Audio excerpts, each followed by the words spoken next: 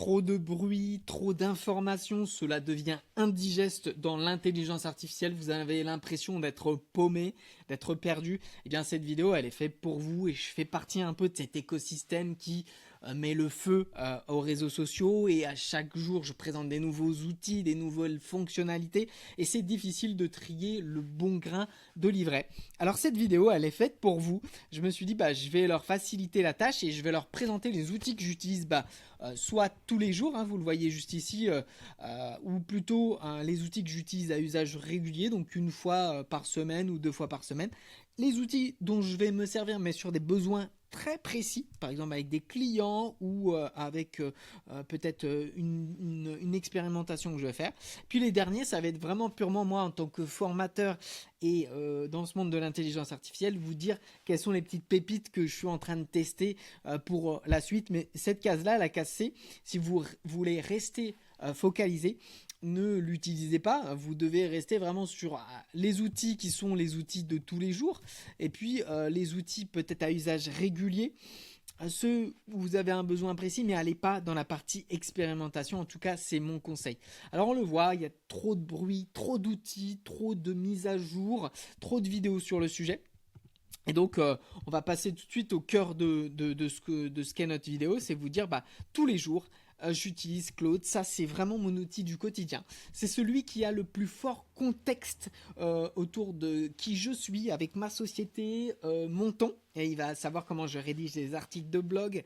Il va être très fort pour créer des livrables. Vous allez voir par exemple quand on va dans la partie artefacts, juste ici, il va pouvoir me créer des devis personnalisés aux couleurs de mon entreprise. Donc là par exemple si on lui dit tac tac tac infographie formation IA, en fait il va prendre tout le temps la charte graphique de mon entreprise et il va me créer des livrables avec ma charte graphique sans que j'ai besoin de lui dire quoi que ce soit. C'est ça la force un petit peu de ces outils, c'est de se dire rapidement j'ai un livrable, vous le voyez à l'écran, avec toutes mes formations, il les connaît par cœur et puis il peut me le livrer très rapidement. Alors le deuxième outil qu'on va mettre ici, c'est Whisperflow. Whisperflow, vous voyez j'avais commencé à dicter ici, on va reprendre à zéro. C'est un outil qui vous permet de passer de vocal au texte. C'est ce que je suis en train de faire là en vidéo. Vous allez voir qu'il ne fait pas d'erreur et qu'il est très fort dans cette partie, dans cette fonctionnalité. Donc aujourd'hui, je peux très clairement plus m'en passer parce que je gagne 3 à 4 fois plus de temps en dictant plutôt qu'en écrivant sur mon clavier. Donc ça, c'est un fait. Aujourd'hui, Whisperflow, je peux plus m'en passer. Je l'ai mis parmi les outils que j'utilise au quotidien. C'est payant, c'est pas grave, j'en ai beaucoup d'usage. Le troisième outil, alors, c'est NotebookLM. NotebookLM, il me permet souvent de concentrer tout un tas d'informations. Il me permet de faire des transcripts audio et de monter en compétence sur des clients. Par exemple, je vous donne un exemple, j'ai un client qui est dans la livraison de boissons. Et je vais essayer de comprendre quelle est son entreprise. Donc je vais donner dans mes notebooks le site de l'entreprise. Par exemple sur la gauche, je peux donner un vocal de notre conversation. Je peux lui donner l'industrie dans laquelle il bosse, etc. Et je vais pouvoir monter en compétence. Et le jour de l'accompagnement, je vais être le formateur NEC Plus Ultra. Donc NotebookLM, c'est vraiment tous les jours que j'utilise. J'utilise même à titre personnel. Vous voyez, mon papa était parti en Corse et j'avais fait, j'avais donné engrangé tout un tas de sources là sur la gauche et il avait fait carrément un petit travel book, un petit dossier de voyage pour mon papa. Donc ça c'était très fort parce qu'aujourd'hui avec quelques documents on va pouvoir créer des livrables très très chouettes et donc ça c'est NotebookLM, c'est gratuit, je vous invite vraiment à l'utiliser. Dans les usages réguliers, j'ai ChatGPT. Je l'ai quand même, je conserve un abonnement à ChatGPT et on revoit il devient de plus en plus fort en fait. Il y a une partie codex, donc c'est la partie développement de sites internet, etc. avec ChatGPT. Il est de plus en plus fort, donc je vous invite vraiment à regarder du côté de ChatGPT parce que beaucoup l'ont enterré. Mais je persiste à penser qu'il n'est pas du tout à enterrer.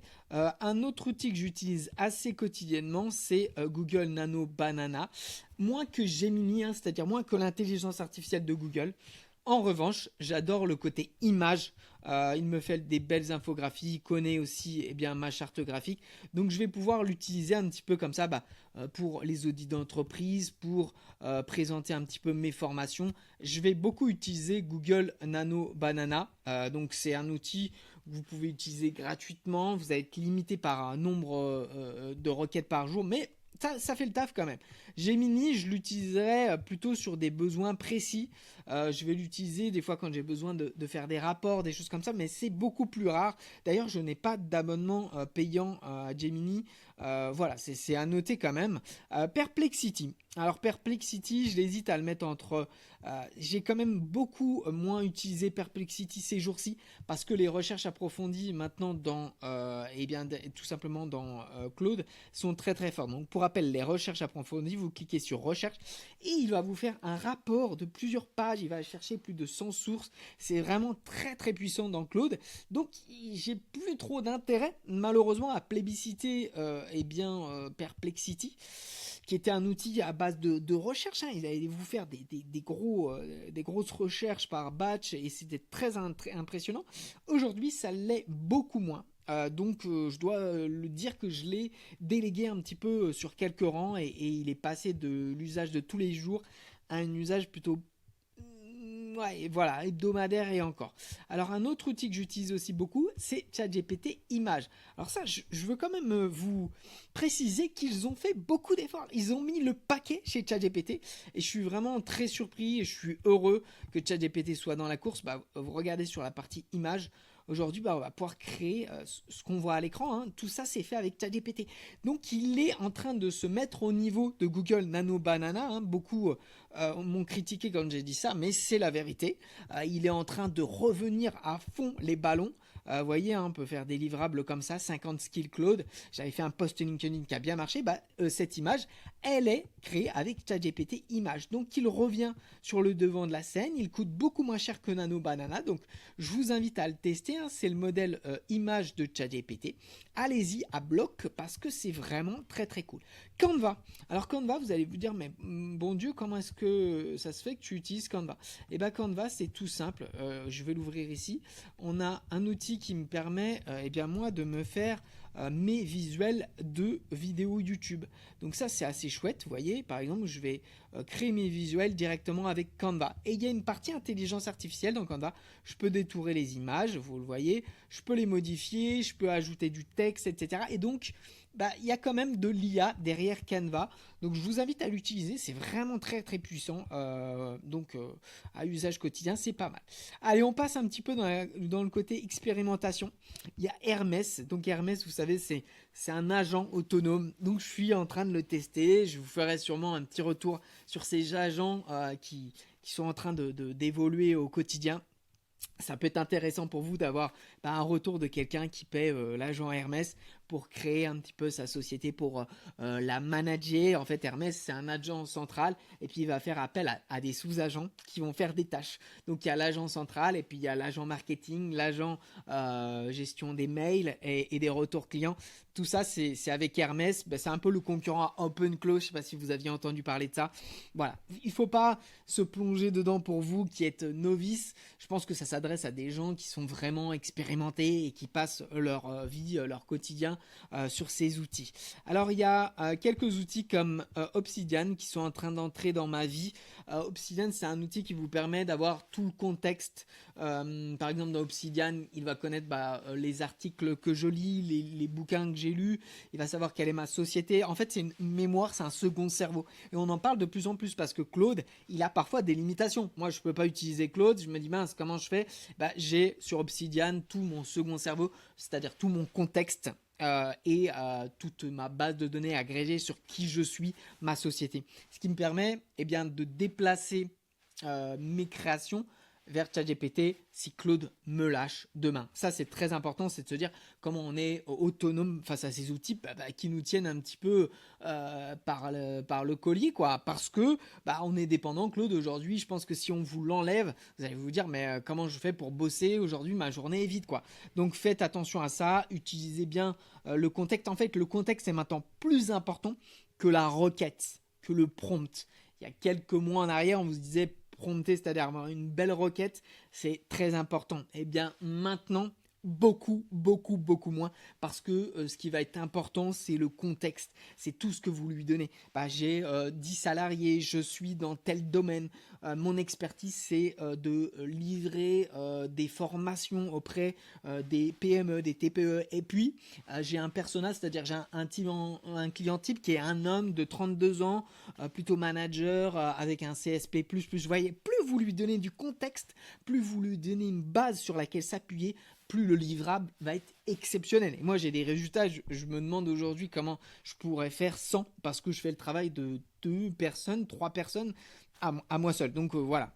N8N. Alors N8N, je dois vous le dire que il était vraiment à la base dans mon utilisation de tous les jours. Et puis petit à petit, Claude Code est arrivé dans ma vie, si je puis dire. Et puis avec Claude Code, j'ai rapidement fait mon site internet, d'accord. Et puis rapidement, j'ai fait des automatisations. Tous les jours, il y a des articles de blog qui sont automatiquement envoyés sur mon site internet. Et aujourd'hui, je dois l'avouer que j'utilise de moins en moins N8N. Je vais l'utiliser sur des besoins précis pour des clients, etc. Mais j'automatise beaucoup avec la partie Claude et la partie Claude Code en particulier. Donc j'utilise beaucoup le développement, même si je ne sais pas écrire une ligne de code, j'utilise beaucoup Claude Code. Aujourd'hui, c'est un fait. Copilot, je ne l'utilise pas du tout. Donc je l'ai mis ici, mais malheureusement, je l'utilise pas. VS Code, c'est un outil pour faire du code. J'utilise un petit peu moins. Et OpenRouter, sur des besoins précis, je l'utilise tout de même. Donc je tenais à le mettre ici, mais c'est un peu moins le cas. OpenRouter qui vous permet d'utiliser différentes intelligences artificielles. Voilà, c'est un outil qui agrège plusieurs IA. Alors, j'ai pensé à vous, je me suis dit, c'est indispensable, je vais les mettre dans un petit doc. Donc, vous aurez juste à commenter indispensable dans le commentaire de cette vidéo. Puis, je vous enverrai ce petit doc avec mon utilisation et puis à quoi servent tous ces outils. Pour rappel, nous, on a 2 dates de formation. On a le mercredi 20 mai, donc ça s'approche, et il reste 2 places sur le mercredi 20 mai, donc c'est un jour de formation avec Claude dans Excel, Claude dans PowerPoint, on va voir également Claude Code, donc c'est vraiment axé sur Claude. On verra quelques petits outils comme l'outil pour passer du vocal au texte. Il y a d'autres outils voilà, qui sont très très puissants et on les voit en formation. Le 17 juin, rebelote une nouvelle session, vous avez en plus 14 heures de e-learning et du coaching, donc n'hésitez pas vraiment à me contacter soit par message, soit directement dans les commentaires en mettant formation. Et puis je vous envoie le lien vers 30 minutes à mes côtés. Allez-y, formez-vous, ça va extrêmement vite. Hier, Claude a sorti une nouvelle fonctionnalité, donc je vous en parlerai demain en vidéo, mais c'est même moi qui fais 1h30 à 2h par jour, j'ai du mal à suivre, quoi. Et toutes les personnes qui utilisent un ordinateur dans leur journée, elles peuvent prendre en main ces outils. Je vous souhaite une très bonne journée et je vous dis à très vite.